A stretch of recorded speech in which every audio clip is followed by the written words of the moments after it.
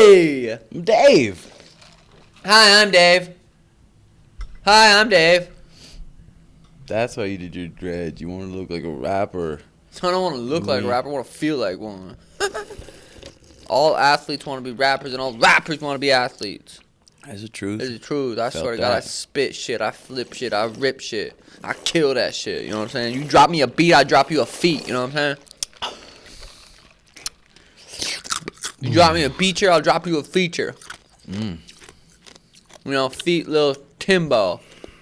You know what? Fuck off, I'm rapping. I'm in the studio. Give my airtime, $45 an hour. And you're fucking around like it ain't no joke. Did you get to the part where he talks about eating his girl's ass? Yeah. She's fine, too. I followed her on Insta, 80,000 followers. God, she says, would you eat 80,000 followers only? She said, eat my ass. I'll eat that. Oh, God, I fucking just I live loved down her there. face. I loved her Me too. face. Me too. Me too. I'd live in that ass. Do you stink? Where's my other plant? That's fucked. You're just dying. From Africa. From Africa. We're all like this when Jamie gets in here like, What the fuck? don't you know you should be 10 minutes early? Fucking bitches. Fucking bitches. I'm pumped for training today, though. It's gonna be lit. It's gonna be lit.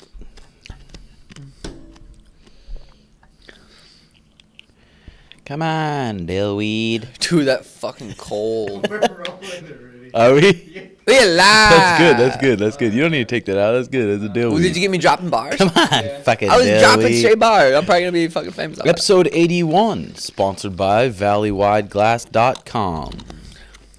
Thank you, Kevin. Mention Timbo Sugar Show, and they'll give you 20% off, or he'll take care of you. Okay, it's Peoria, Glendale, Scottsdale, and Phoenix. Anywhere in the valley. ValleyWideGlass.com. And Happy Valley Pipe Company.com. Code Timbo Sugar Show, all caps, Oh, caps. for 20% off. That's 15. And even on Insta, they're always doing pipe giveaways, so go follow them. I think they're doing a pipe giveaway every week. And we got to think of more ideas to give away pipes. I can give them away, baby. So, yeah, HappyValleyPipeCompany.com. They have custom pipes. They have custom bongs. You can send him any pictures of anything, and he'll make you up a design, and it's quality work. Quality. So, episode 81, sponsored by... No, God, dude. What? Fucking, we're supposed to go camping. Oh, we did. Decided not to go camping. What And did we didn't even really plan a party. I was just like, Oh. I don't want to plan shit. Because every time I plan something, I'm like, the time comes to do it. I'm like, the idea was more fun than the actual fucking thing. But, So what'd you say? Hey, come over 6:45. We'll have some food, hang out. yeah, let's have some Normal food. night. I roll up. I bought some seltzers from Sprouts. Like 0% sugar. Small ingredients. They were super light. And they were going down fucking easy. I think they were 5% alcohol a drink. Well, I come over. It's just me, you, Danny, and Mariah. And you open the fridge and you have a little drink. And you say, want one? I go, sure. We drank it fast. And then we had another. Fucking, And then it one just other starts turns into sucking another. them down. And then that numbness. And then I'm just slurring my words. And then I message Chris. Hey, Chris, get over here, man. We having a party. There's bitches everywhere. Yeah. No bitches. Oh, there was bitches. There was bitches. But, dude, I haven't been buzzed like that for a minute. I probably had 12 seltzers. 12? Probably. Are you fucking serious? Probably, dude. That's why your head hurt so bad. We got to play just on the pod, Jay, of us jogging to the store. Oh, God. Because the girls wouldn't let us drive. I'm like, I can drive. I'm fine. You're heading. Like the old time I snuck away from a college house, fell asleep in the drive-thru at Taco Bell. Just blacked or what? I Damn was near. black, and I needed some TB, and my friends wouldn't let me leave. So I just fucking Tuberculosis? snuck out the bottom window, got to my car, made it to T-Bell, but then fell asleep in the drive-thru. Wow. But yeah, we jogged to the store. That was fucking funny. Dude, that was so fun. Me, you, Art, JX, and Chris Swag. Mm-hmm. Played Pong. Dude, that was so much fun. I felt guilty. I'm like, God, drink. But I'm like, I can't. Because in Helena, you didn't. I never drank. Because mostly in our college days, it was mostly parties like that where it's like. I never did them. I know, that's what I'm saying. Well, like, I guess I did, but I never drank, so it was different. Yeah, for being sure. sober, but I was always still goofy, so it was different. Like, people thought I was probably drunk. I know, it was so fun with the boys just letting loose, being crazy. But you add some rando sluts to the mix. That's a whole nother level. It really changes everything, because those rando sluts. It would be nice maybe. if they weren't super hot, but just hot enough to be like, God, they're cool, but. Well, not super hot to where you need to act cool, where they're kind of Yeah. like, where you just act whoever the fuck It's too hot, is. you're just like, I'll Yeah, fucking I'm cool kill too. I'm these always dudes. like this, just I'm hot always as a just rock. hard. I'm fucking hard as shit. But if they're not that hot, they need to be goofy. Yeah, I know. But dude, And then one of the friends comes and says, "Hey, whatever her name thinks you're cute," and you're buzzing. what the fuck grade we in? Grade we in? He said you're ready. I said, yo, 12. bitch, you're cute. And I Come flex. suck my dick. Come suck my wiener. But dude, no. Yeah, When you have that was fun. I swear that's the funnest part. When you know that there's a possibility, if you play your game right, that you could be smashing biscuits. Yeah, but it's just when you're buzzed, it's like it is fun, but it's nice to be. We didn't have any Danny and Mariah they were doing their own thing, but Yeah. dude, we had a good time. That was a good guys' night. Just fucking jumping in the pool, belly flops, Chris in the cold plunge, jogging to the store. JX pretending to be drunk. That motherfucker didn't even drink. I know. You took a shot of water. That liquid courage, though, dude. Oh, I feel invisible. Oh, yeah. I feel good, too. But, dude, I could see how people get lost in that world.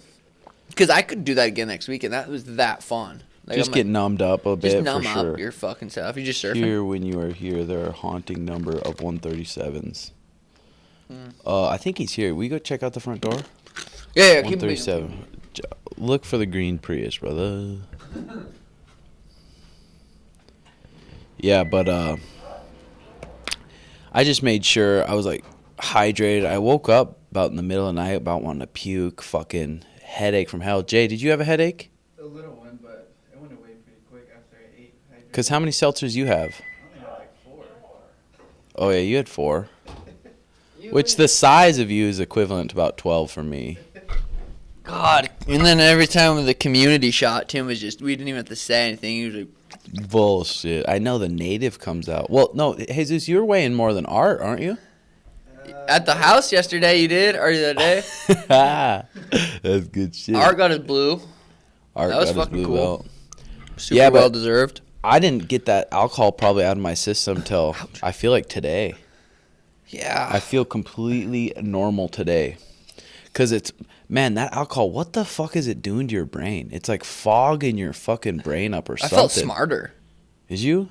You went to No. write a little bit? No, I went, yeah, I definitely, that next morning I saunaed for 50 minutes, took a nice cold shower, and then I was driving to go get breakfast, and I'm like, I feel a little drunk still. Yeah. I hit some lady, no, I'm joking.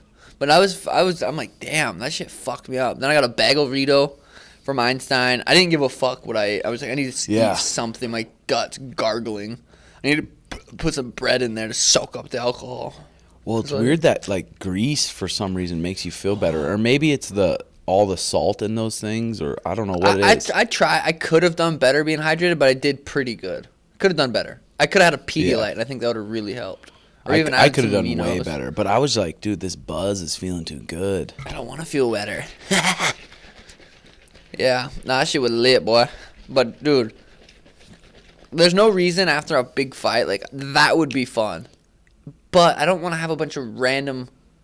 I don't want to have anyone nagging on us I don't want to where we're like, okay, if I want to do something stupid, I can do something Well, stupid. that's the thing. Danny's like, I'm like, I don't want to go home at 11. I'm getting warmed up. I know. And so I didn't like that. I didn't like feeling like I had a babysitter. Did any abuse come out? Domestic I abuse? beat her.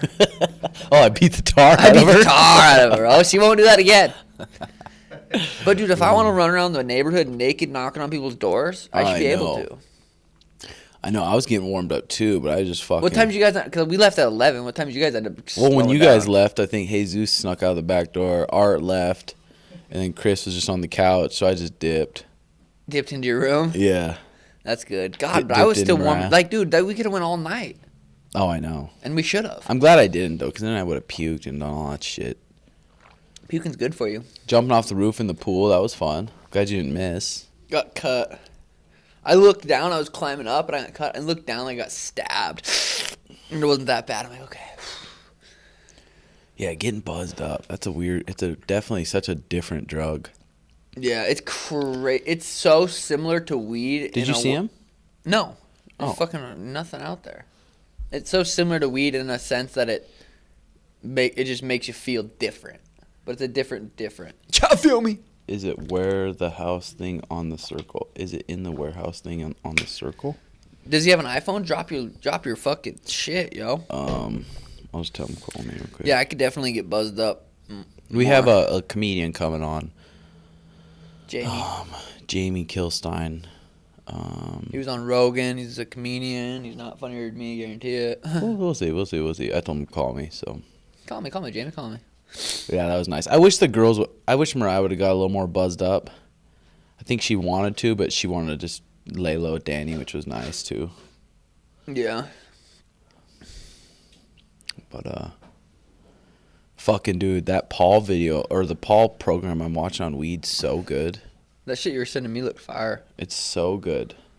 So Like, good. So good. Listen to one of these. It's a course of where Paul talks about marijuana. Raised food, or when you use commercially raised food, you get sick kids and you get all sorts of diseases and depressive and anxiety disorders, and then. Oh shit.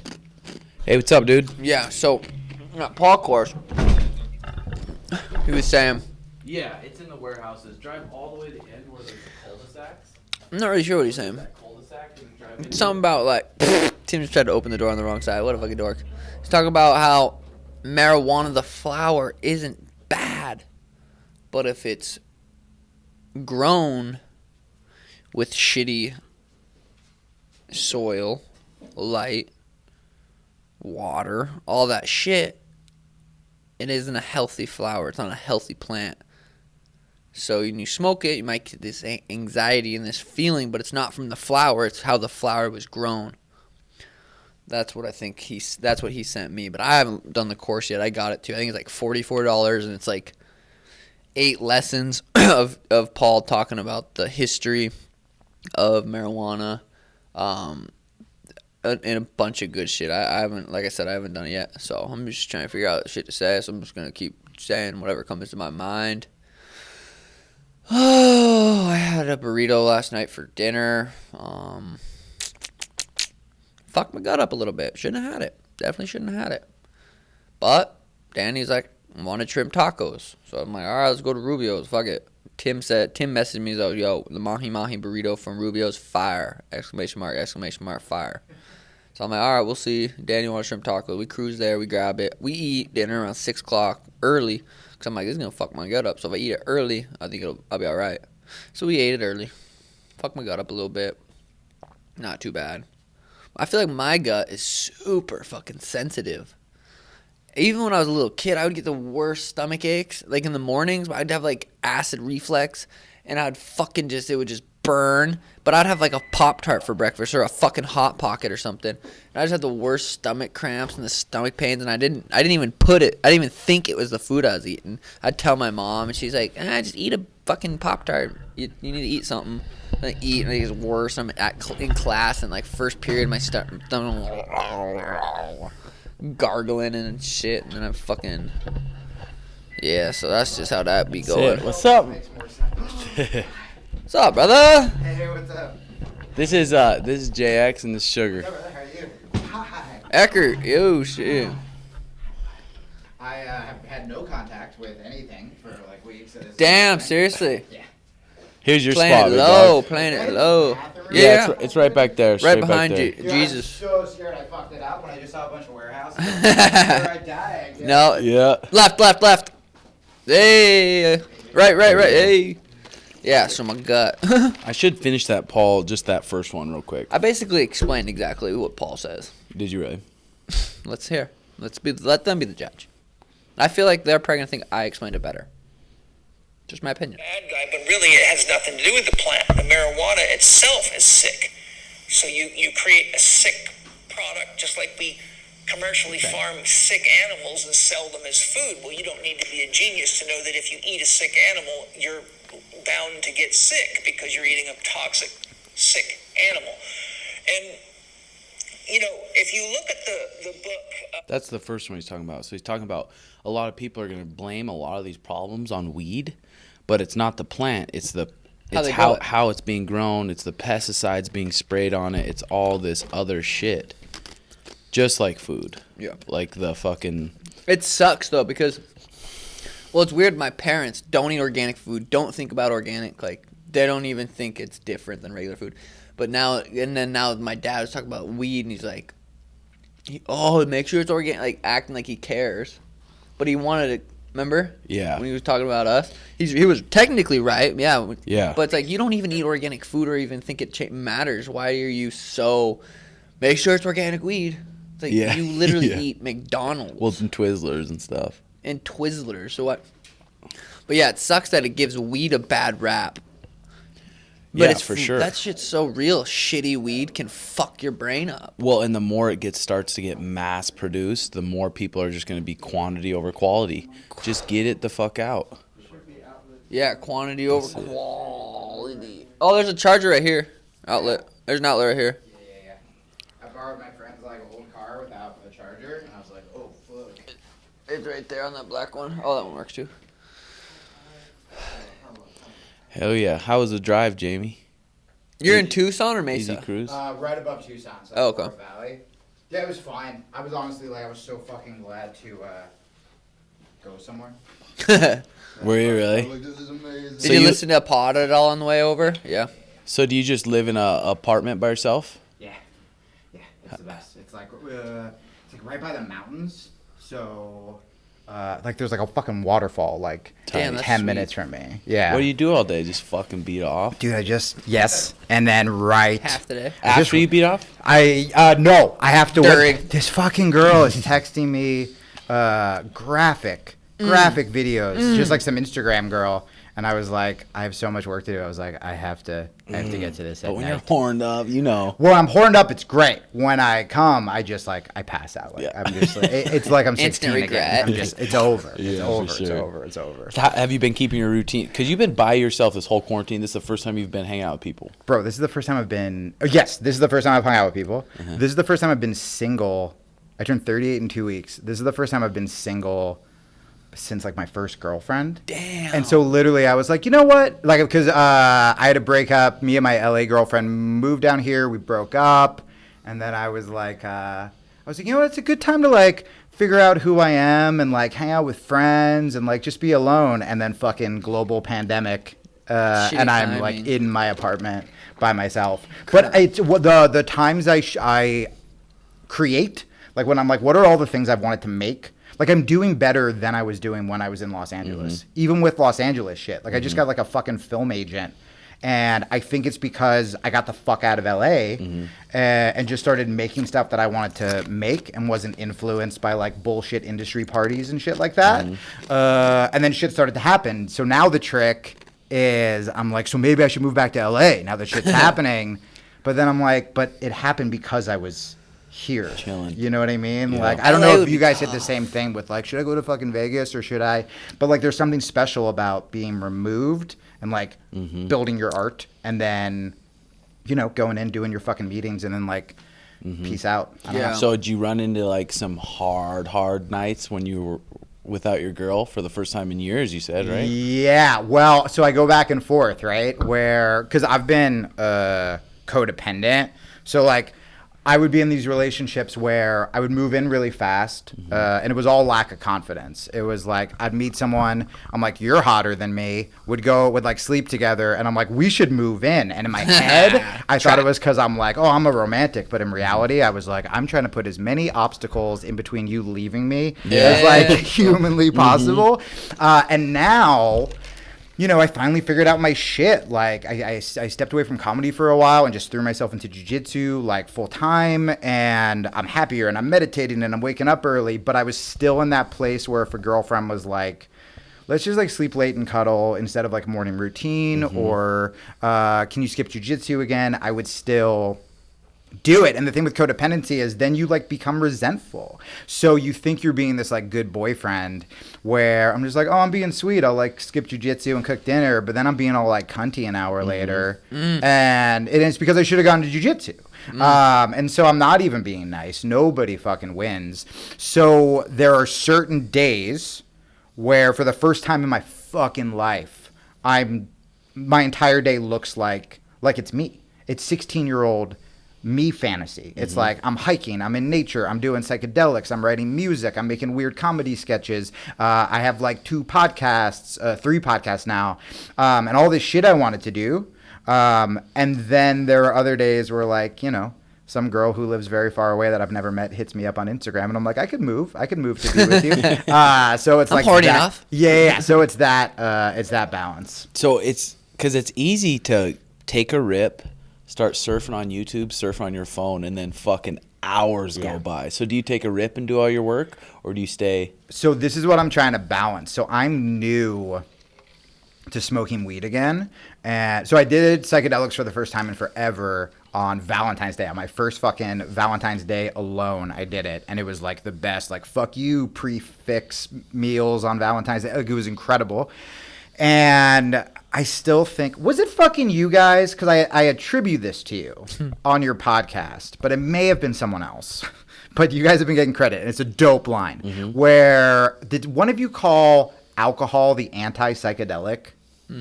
I did. No. I'll just take credit for it. Take credit for it. Anti-psy- The old Sugar Sean adage. Yeah, Alcohol. really? Yeah. So I No. heard that line somewhere.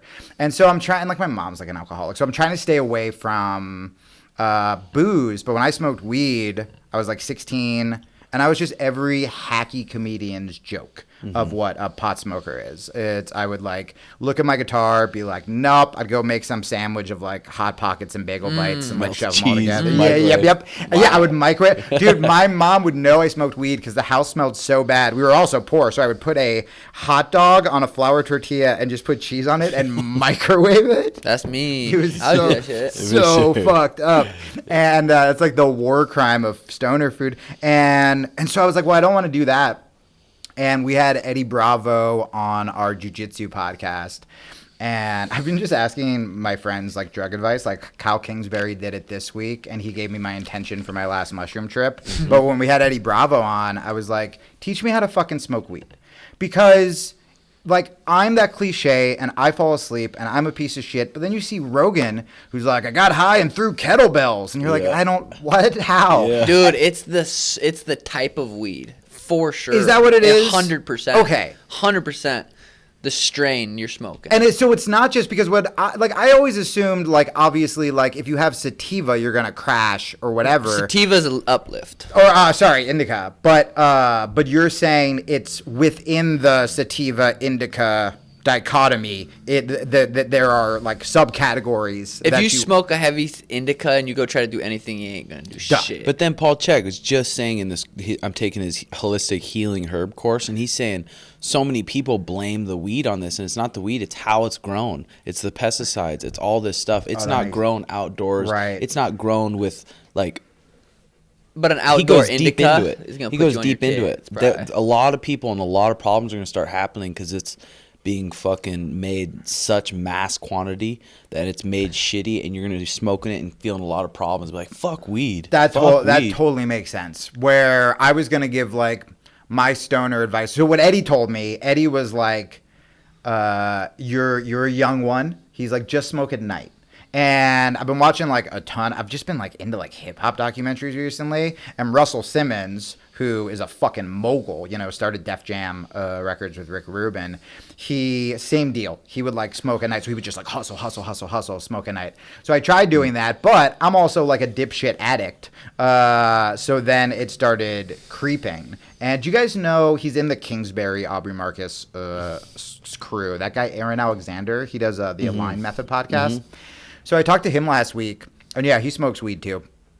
And I was like, how do I like not eat shitty and like blah blah blah? And he was like, that's just the fucking story you tell yourself, dude. So, and he's right. Part of it, it's just willpower. You know, something I've been thinking about while being single is, I'm like, why am I always like attracted to mean girls? Or you hear about like guys and girls like going to the same kind of shitty person, and it's because our body recognizes habits, whether they're good habits or bad habits. So if I meet a girl, instead of seeing a bunch of red flags on the first date, I'll go, oh, this feels familiar, even though that the familiar feeling isn't good. It's like, oh, this feels familiar because it's toxic and going to end in fucking flames and like ruin me. But I'm just like, nice, recognize it, and I'll go with it again. And so kind of the same thing with weed. Like, I wonder how much of it can be beaten mentally by just, because I did this last night. Like, I smoked a lot. What I found, by the way, to answer your question, comedy, kind of dumb. Like, I can podcast stoned. Music, killer. Stoned. Because usually I crash at night and all my writing's done in the morning. But since I've started smoking, I've been writing music at night. But I had to tell myself the last 2 nights in a row, I was going to go start like binge eating again. And I was like, don't. That's just the fucking story you told. And just, you know, like if I can fucking intermittent fast, which like I'm doing now when I'm hungry. When I'm not hungry, I'm like, intermittent fasting's great. And when I'm hungry, I'm just like, this is like a fucking eating disorder for people who listen to Joe Rogan. Like, it's like, this is horrible. But I'm like, if I can do that, then I can not be like an idiot stoner. And then sometimes, and then Aaron was also like, eat first. And I thought about it. And the thing with addiction too, is people will get more excited about the rituals than they will necessarily doing it, right? So, like, you guys are fucking athletes. We can put down, like, a whole pizza by ourselves, and at the end, we feel like shit. It's sad and horrible, and we know that about halfway through. But that first bite, you're like, yes. Or when you realize, like, I'm going to order a fucking pizza. Like, I'm going to watch the fights. I'm going to order pizza. I'm going to, like, the right thing. It's set and setting. Like, it's what you do with psychedelics, just bad. That's where I think it's, even James Clear, he wrote this book, Atomic Habits, and he says, okay, if you want to have that cheat meal, now you got to get dressed. You got to go all the way to the store. It's not in your fridge or in your fucking closet 5 feet away. Now you just have to make that decision, walk 5 feet, and then you're just hammering the food and doing that. So making it harder to be able to make that cheat meal. And then it's also nice with Mariah too. We're high as fuck. Last Friday, it's like, God damn, we worked out. We ate pretty good all week. I'm just going to order pizza. And then we sat in the kitchen. It's like, man, both our bodies are really sore and beat down. Let's talk about it. That's going to be probably 10, 15 minutes of good mouth pleasure. But then after, it's going to be followed by a fucking headache. And then we're going to wake up really sore and tight. When we have this good food right here, let's just make it.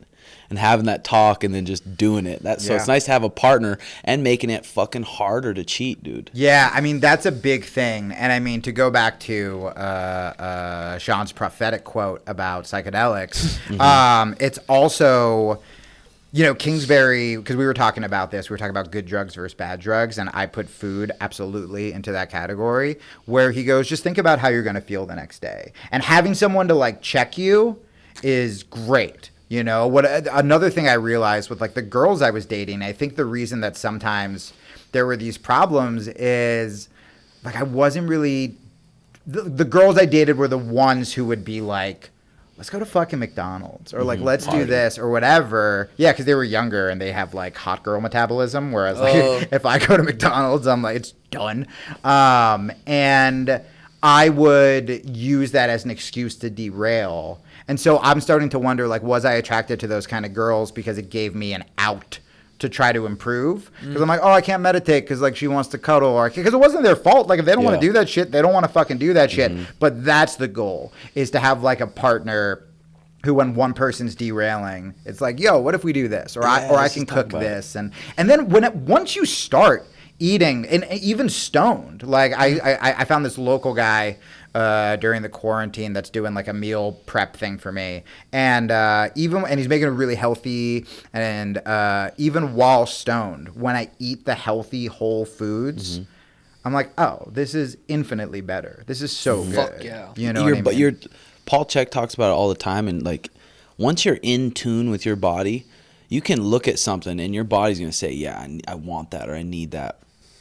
Or it's going to say, no. You know what that's going to do to your fucking insides. That's what he says about weed, too. He says he can smell it, and he'll get that feeling of either it's going to make him feel like that anxious or it's going to make him feel like that body calm. Especially when you have the knowledge of what foods are going to repair your body. Yeah. Is this food going to repair me? Is it going to make me fucking think more clear? Is it going to make me It's nice having something up? to do the next day. Like last night, I knew I was going to train. So you take better steps. Yeah. Yeah, I'm for going to sure. hot, cold. I'm going to stretch. I'm going to make sure I'm sleeping by this time because I know I have to perform today or I'm going to get fucked up. Yeah. For Probably sure. going to get fucked up anyway, but... Well, training's really huge. Being around the right people that inspire you is really huge. Like your guys' relationship is so, it's great to watch. I think a lot of people probably get motivated by that. And I think like a deeper way to look about it, I was just like talking about this on Instagram where there were a couple of days. So my quarantine has been balanced by I'm the most actualized I've ever been and I'm finding myself and I'm meditating and I'm being in nature and I'm doing psychedelics and I'm seeing God to like I'm fucking lonely. I can't stop eating bread and I'm going to kill myself. And it's just like that, like back and forth every day. And I noticed that the days, so in the very beginning, I was like ordering pizza and just because I was never an athlete until jiu-jitsu. And I came to jiu-jitsu, so like it's been like 13 years, like 25. But yeah, I was later. And so I never, like I failed out of gym class. I would just get stoned and pretend I didn't have my shorts. So I was never an athlete. So without jiu-jitsu, I'm like what do I do? Because I've been doing this thing that it has camaraderie, connection, challenge. You feel like the martial art movies you grew up watching, you know? I mean, it's so special. And I'm like, I'm not going to go fucking do pull-ups on like the playground out there. Like I just feel dumb. So I would binge eat. And I was like, well, I'm a comic. So whenever I go, I'm a comic instead of I'm like a jiu-jitsu guy. Go ham. I use that as an excuse. I'm like, oh, I can be fucking depressed and shitty and selfish and drink and all this stuff. And so the days I tried to work out after I would binge and I would work out from a place of like self-hate where I'm like, work out because you're a piece of shit because you ate pizza last night or whatever. The workout was garbage. But what you were saying, when I would work out just kind of being like I just want to feel good because I deserve to feel good. And I think that's why so many diets fail because it's like, hey, you're a broken fatty and you can't handle this. So like eat this like sad, whatever. And people start restricting calories and it's a fucking mess. And you're doing it because you hate yourself. I mean, how many people do you see just sadly marching on the treadmill while sending emails? And they're like, I guess I fucking did it. When in reality, it's if you can think like that. And it's weird. It feels cheesy. It feels cheesy to say. It feels cheesy to think. All these self-love cliches. But it really is true when I'm like, I'm doing it just because like, hey, I fucking deserve to feel good. My body deserves to be strong. And you can actually think like that. Yeah. I mean, I'll outrun myself any day, even if I was like eating, whatever. Dude, and knowing no matter what level you're at, the resistance always is going to be there still. Even though we know we'll feel good. We know we got to train. But still in our minds, we're fucking fighting it like, God, just do it. And still sometimes give into it, you know? And then it's that pizza thing. It's, I know I'm going to feel good. Unless I got gravely injured at practice, I am never going to feel worse. Even the days I got my ass kicked. I mean, I started at Marcelo Garcia's where like I didn't tap anyone till I got my blue belt. So that was a year and a half of just, I'm an adult man in a stupid outfit getting murdered by like 19-year-old Brazilian kids. Daily. But what kept you coming back? I loved it. Just the people or the... No, not even. I mean, Marcelo's like the best guy in the world. But all the coaches were great. I didn't really have friends there right away. I'm like super socially awkward. It was...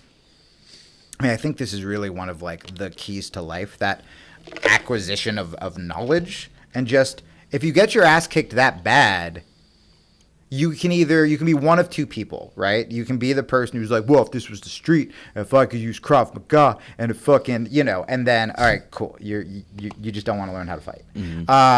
Or you can be the person that was like, wow, that was horrible. I want to do that to somebody. And that's the key. I mean, that's most UFC guys' origin story. You know, BJ Penn's origin story wasn't like, yeah, I was in Hawaii and I saw this girl getting mugged and I jumped in and I fucking took out these 6 guys and I thought, like, you know what? I should fight for a living. It was, yeah, I wanted to learn jiu-jitsu. I scrapped in Hawaii. I went into the gym. I got the shit kicked out of me by like a tiny girl. And I was like, oh, I want to learn what that is. And it's the same with a musical instrument, right?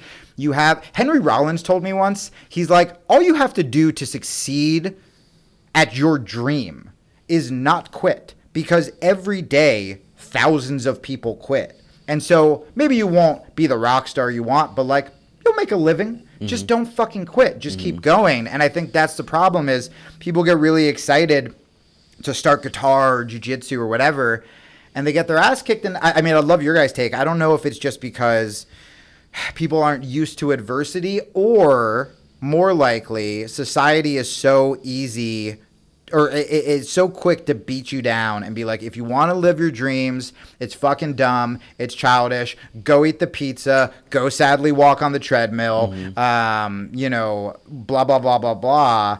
And so once you kind of fail, you go, oh, I guess that is right. I guess they were right. I guess, you know, I can't make a living with jiu-jitsu or with music or with whatever. So for me, it was literally just, this is so cool. I can't do it. And I also think coming into it older, I was like 26 probably. Coming into it a little older after like being on the road and doing comedy and getting beaten down in a different arena, I was... like, I saw these athletes, and I'm like, well, I'm not going to be stronger than them or faster than them. But what I can be, and this sounds like the lamest advice, like this is like grandpa advice. What I can be is I can be smarter and I can be more humble. And so when the 19-year-old purple belt who, you know, is getting silvers at Pans or whatever, when he's fucking slapping the mat or asking those like those cunty questions, which is just like, you know, his way of showing that he knows everything, you know, like the passive aggressive questions to the coach and shit like that. You know, I'm like, well, I'm not going to be that.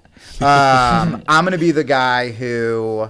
Like if I trained with you guys, I'll call the coach over. I've had people when I've visited schools that think I'm a blue belt because I ask so many questions. And so the blue belt will be like, I'll show you. And I'm like, no, it's good. I'll ask the coach. Because I just want to like know everything. And then I'm totally cool with looking stupid. That was kind of my superpower where I'm like, I don't need to look fucking cool because I do this cool thing on the side. I just want to like get fucking good at this. And then once I started figuring out a game and tapping people, I accelerated so much faster. Like that pause didn't happen again because I got out the baddies. I got some good habits. I started to develop a game while getting my ass kicked.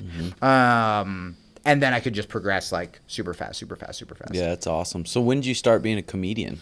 17. I dropped out of high school. And then what even put you on that path? Wanted to be in a band. I wanted to be in a band, and I was in this like white kid suburb stoner jam band when I was like 17 in Jersey, and we got this like big gig, and by like big gig in the 90s was like we opened for the band that opened for Blues Traveler, and we're like, well, we pretty much made it. And it was senior year. And I was like, all right, guys, let's like figure out fucking tour. And like, we should get merch. And they were like, we have to go to college. And I was like, that's stupid. We know what we want to do. And again, not to be like a preachy asshole on your show, but also if you know what you want to do that young, fucking do it. Because like the drummer, for example, is the best drummer I've ever played with. And like, I've got to like play with cool, like I've got to open for like Talib Kweli, and like I've done stuff with Moby and like cool, like big people. This dude's still to this day one of the best fucking drummers I've ever played with. And he really wanted to do it. His parents wanted him to go to college. They couldn't afford college, so they had him join the military. Then we fucking invade Iraq. And he comes back at like however old, like drinking instead of smoking weed because of the military. And then he ends up, I don't know what he's doing now, but the last time I talked to him, he was like literally in his parents' basement in New Jersey, going into New York, trying to play drums. And like maybe he'll do it, but that's what fucking 10 years that 100% he would have made it. And he's looking at his parents like, fuck, these guys know what's best. I'm just gonna. Everybody does, and like you can't even fault parents, because if I had a kid who said he was going to do what I did. If I had a kid who was like, here are all the jobs I want to do. A comedian, jiu-jitsu, I'm going to try professional wrestling, I'm going to be in a band. I'd be like, well, I'm locking you in the basement, and you're not my son. You know what I mean? And, but nowadays you wouldn't. No, but I get that nervous thing. You know, some parents, look, there are some people who are just dicks and they didn't get to live their dream. They live in the internet comment section. That's what I'm saying. You know, internet fucks everything. Yeah, like the people who are just like, well, if I were in that cage, it's like, but you're not, and you're not because you're in the YouTube comment section. It's like, okay, those people are dicks. But with parents, it's super scary. I mean, even now, when I'm like, I'll give advice. I'll go on this passionate rant on my podcast about making a living with your dream, blah, blah, blah. And the second they're like, well, I have kids. I'm like, I don't know. Yeah, I don't want to be the same. guy. But man, when you're young, if you know what you fucking want to do, holy shit, 100% do it. Because the thing is, like, you still probably will fail doing something you hate. I mean, how many people... And this isn't to like say to make light of it, but there are a bunch of people who lost their jobs during COVID that hated their jobs. And that job was supposedly the safe thing. Yeah. That was the safe bet, right? Like they didn't pursue jiu-jitsu or fighting or a podcast or art or music or anything because they're like, well, I got to do this. I got to take over my dad's fucking company at this thing. And then it gets shut down because who the fuck would see like COVID coming, right? Or you could get fired just because corporations are gross and they'll lay off people. So like, what a fucking bummer that would be to get fired at something that you didn't even fucking want to do. Mm-hmm. So if there's just as much of a chance of you getting fucked over doing something you hate, why wouldn't you risk getting fucked over? I mean, like if you never fought again, but if you guys could still teach or be around jiu-jitsu or it's still worth it. It's still better than a 9-to-5 that you don't give a fuck about. That, by the way, they don't give a fuck about you. Like, well, even the parents that grew up and having health insurance is so important. Yep. Having something you're investing in is so important. Having all these is so important. These should be your number one goals. It's like, well, fuck. If I try to follow jiu-jitsu or anything musical or anything, I'm not gonna have insurance. Yeah. I'm not gonna be covered by all these things. So it's like, yeah. But then how many people get fucked over when they lose their job and suddenly they don't have insurance? Yeah, exactly. And then it's just like we don't know who's going to be in office or who's going to do what or what dipshit politician's going to spend your 401k. Like we don't know. Yeah. As opposed to, I mean, the ironic part is, what I've noticed is when you do pursue your dreams and when you do go like hard, like when I dropped out of high school, dudes, I stopped smoking weed. Like I lived out of my car for 2 years doing shows at coffee houses and people were like, is that crazy? Was that like fucking Jack Kerouac? Were you doing drugs? I was like, nope.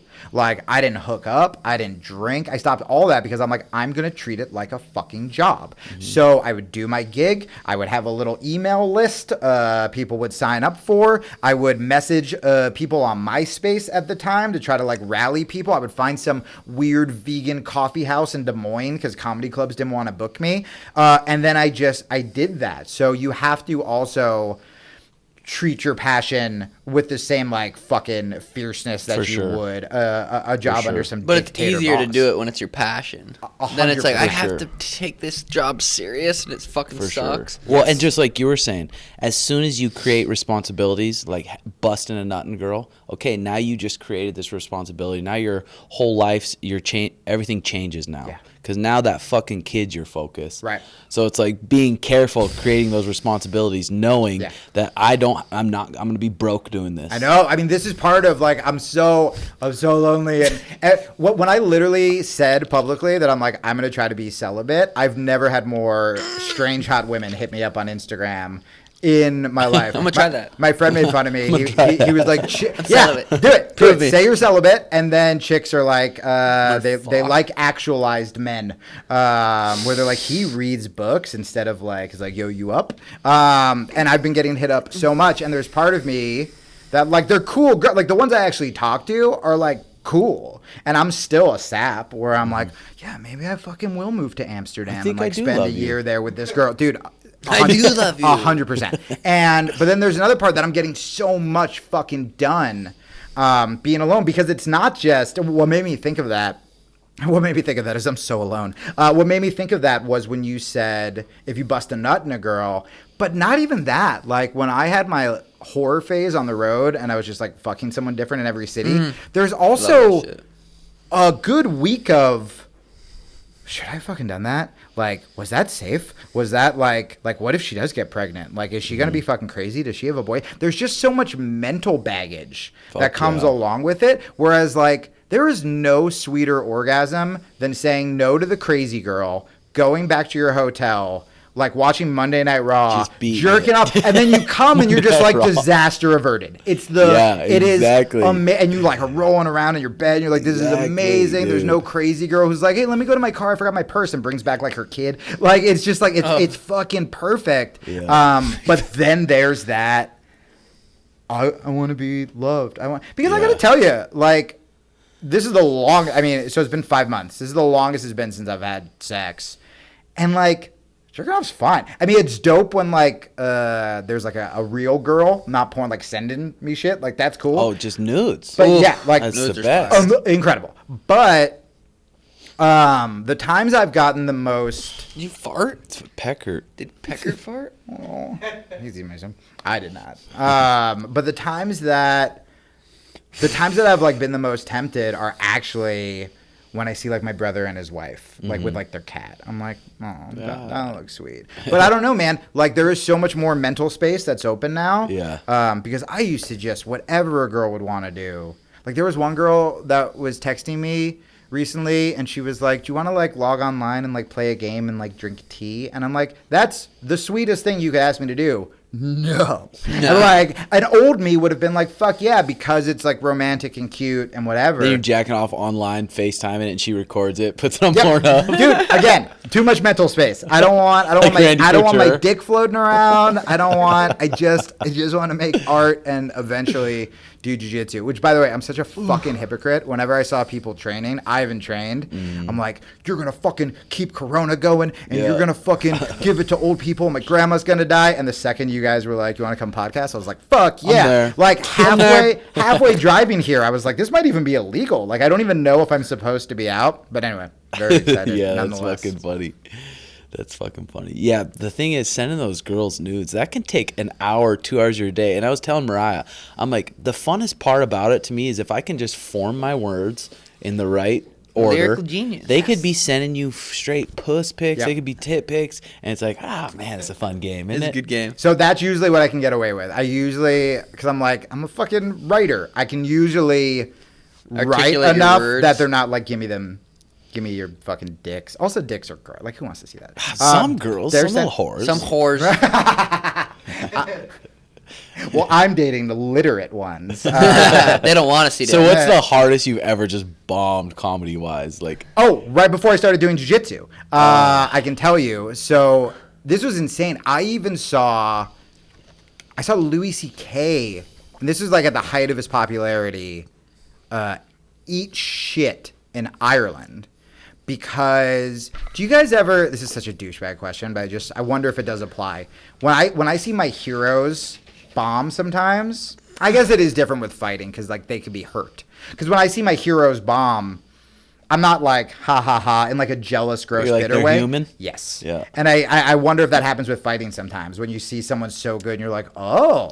Like I thought he was invincible. I like seeing people that are invincible. But knowing like in fighting, no one's invincible.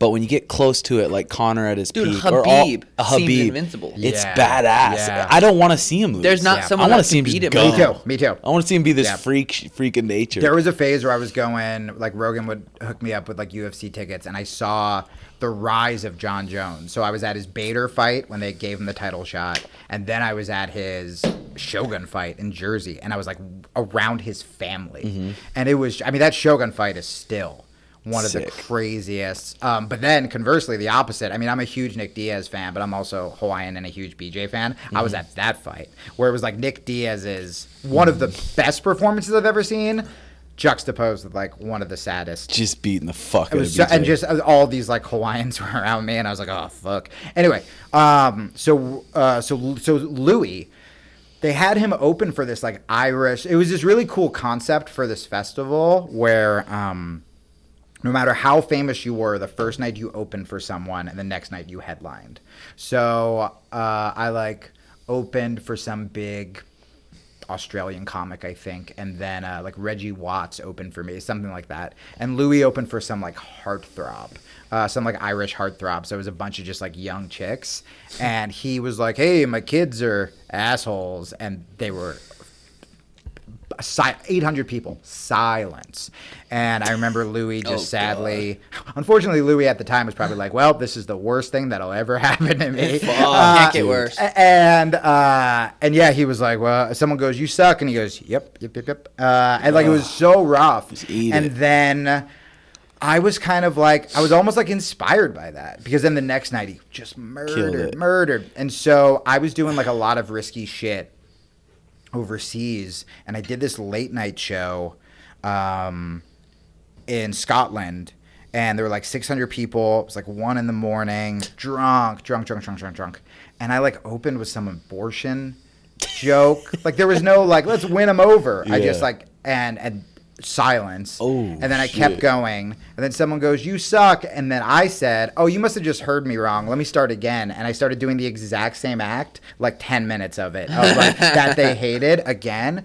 So then someone threw something at me. Eventually this big security guard, everyone started screaming and booing. This big security guard, he had who's the ref with like the giant beard, Mike Beltran. Yeah, he had like a Beltran beard, and he like brings me off stage. Everyone's like cheering that I've been removed, and I was like, you know, at the time I was like, I'm fucking Bill Hicks, I could have done that, I'm edgy, you know. And I go, hey, I could have like taken care of that. You didn't have to do that.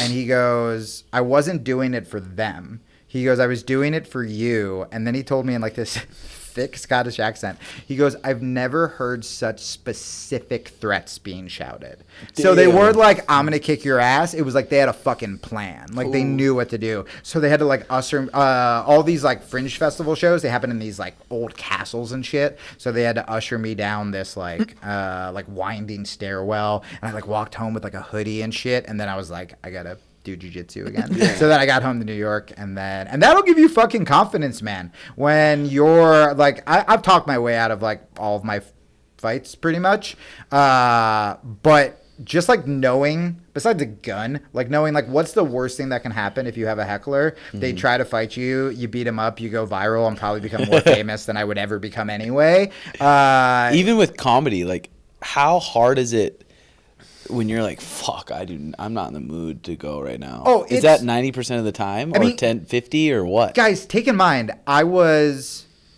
when I started like competing and stopped doing stand-up, and I was even coaching at Renzo Gracie's in Los Angeles, I, like, middle-aged was like, maybe I'll just make jiu-jitsu and MMA my career. Because comedy is so, hard. I mean, I think that's why so many people self-medicate and shit like that, you know? Where all those cliches about, like, the sad comic. I mean, Robin Williams was one of my best friends. Dude, Robin used to call me to talk to me about my depression. So it's like, when the homeboy who's telling you it's going to be okay fucking, like, offs himself, you're like, I'm fucked. Yeah. And so it can be really sad. And the reason that I love shows like yours and, you know, finding Nemo. I mean, like a lot of Joes and like Aubrey's and like people like that is because for the longest time in comedy, you almost are revered by how bitter you are, you know? Like if I walked backstage at the Comedy Cellar and I was like, guys, I just read a Tony Robbins book, they'd be like, gay, get the fuck out, get the fuck out. Yeah, exactly.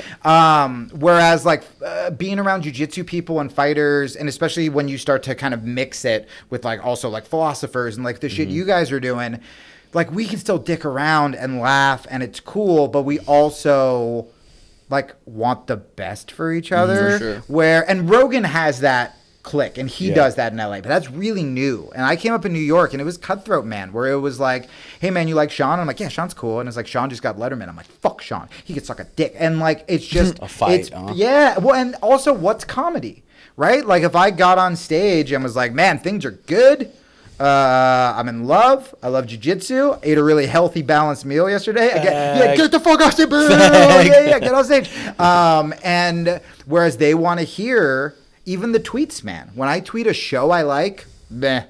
I tweeted some fucking Kendrick performance last night. 3 favorites. If I tweet like, hey, I got stoned and like made some joke about how sad I am, bing, bing, bing, bing, Yeah. like total reward. Yeah, it's weird. But I think it's because then people, if they see the people they like being fuck ups, that gives them an excuse to be a fuck up, as opposed to, again, the you Mariah pizza thing. If you were with some chick who was like, didn't give a fuck and was like, let's fucking do it, you totally would have done it. Yeah, you know? for sure. But when you're around people who are like, you sure you want to do that? Yeah.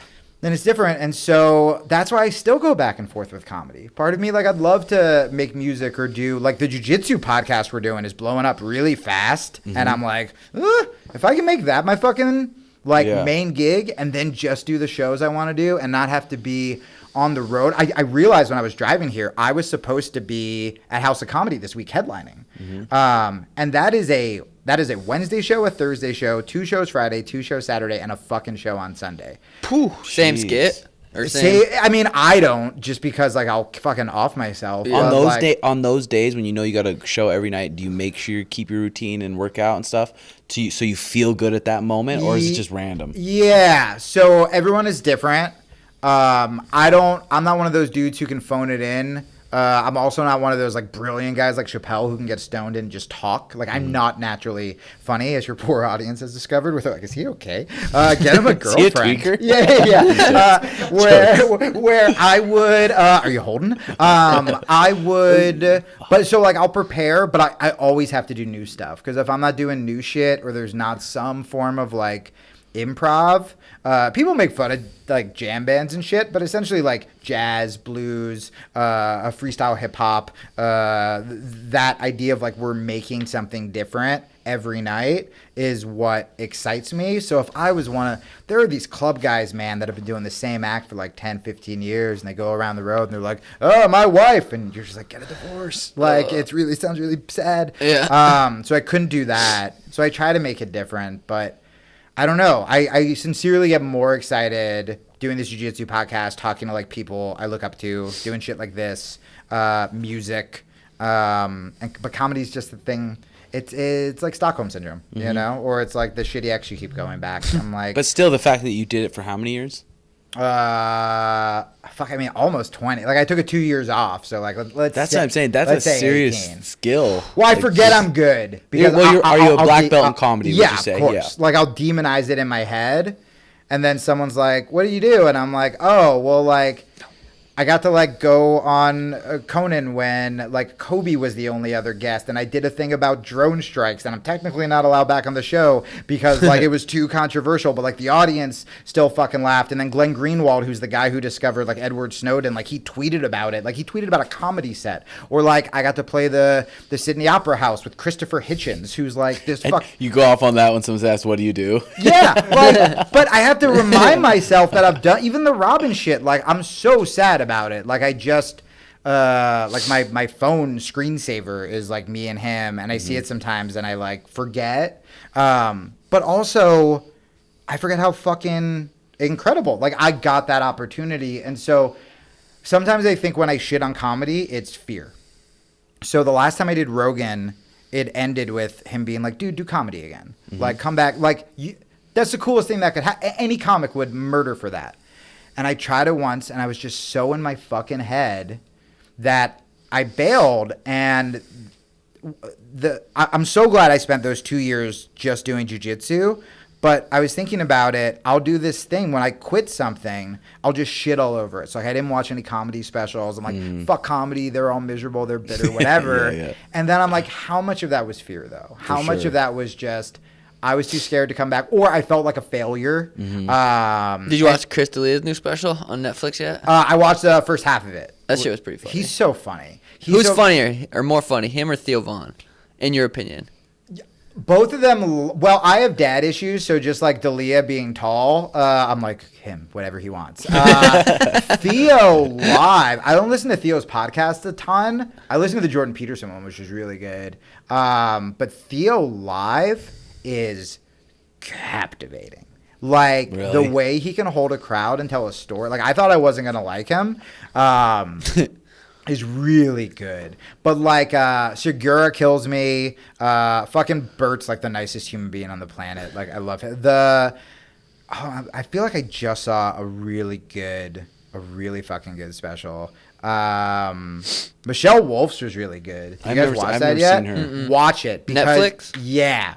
It's this. She will go after both political sides so hard because, like, she got kind of famous for the Trump shit. Like, she had a back and forth with Trump. So, like, Republicans hated her. But she, like, opens with, like, a hard rape joke because she's still a New York comic where it's like, yeah, like, I'm liberal, but funny is funny. Yeah. Whereas opposed now on Twitter, you kind of have to be like, if you're a liberal, you get offended at comedy. Or if you are conservative, you say the N-word. Like, it's these dumb boxes with these extremes. So, yeah, that one's really dope. And John Mulaney, too. Like, Funny. he's not as edgy, but, like, he fucking kills me. Fuck, I feel like we could talk all day, but as soon as our lights goes out, that means they've been on for about 45 minutes. But we got to Damn. do it again. I would love to. I live do it again. close. Can I whore my shit? Yeah. So I have a jiu-jitsu podcast, which you guys have to come on. 100%. It's called Rear Naked Radio. We're only 20 episodes in, but we've had like Carlos Condit, Jake Shields, Tyrone Gracie, Florian, Eddie Bravo. Like it's getting big very fast. And then my podcast is Jamie Kilstein Podcast. We're at on Insta and Twitter. Yeah, so Twitter's at Jamie Kilstein. That's where I'm verified and cool, but miserable because it's a fucking cesspool. So please follow me on Instagram so I can get verified, which is where I talk about like mental health and jiu-jitsu. I've been doing like a ton of jiu-jitsu sketches that have been kind of blowing up. So my Instagram is at the Jamie Kilstein. Fuck yeah, dude. Thanks Dude, for this was coming on. great. Yeah. Thank you guys so much. It would be worth it if I get Corona. For sure. You probably Episode will. 81. Peace. Peace, guys. Fuck Was yeah, that cool? Was that okay? Dude, I loved it. Great.